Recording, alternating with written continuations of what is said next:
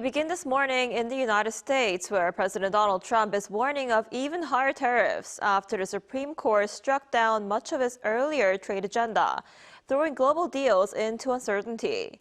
The comments come as the president is set to defend his policies in his first State of the Union address of his second term. Our Seung-jae has more. U.S. President Donald Trump has warned that countries attempting to play games with recent trade agreements could face even higher tariffs following a Supreme Court ruling that struck down many of his sweeping global levies. Last week, the court blocked the bulk of tariffs Trump imposed under the 1977 International Emergency Economic Powers Act, saying the law did not authorize the president to enact such measures.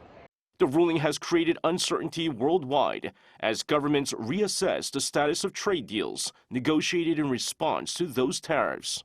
In response, Trump announced a new global tariff initially set at 10%, but which he said would increase to 15% using a different legal authority. The new measure, with some exemptions, is scheduled to take effect on Tuesday. The European Union suspended the ratification of a trade deal reached over the summer on Monday, while India announced it would postpone talks aimed at finalizing a recent agreement. On social media, Trump cautioned that any country seeking to use the court's decision to retreat from prior commitments would face steeper tariffs than previously agreed. Meanwhile, President Trump is set to deliver the first State of the Union address of his second term Tuesday night before a joint session of Congress.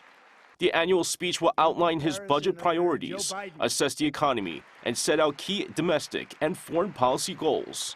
The address comes at a politically sensitive moment following the Supreme Court ruling in a recent shooting involving immigration enforcement officers in Minnesota.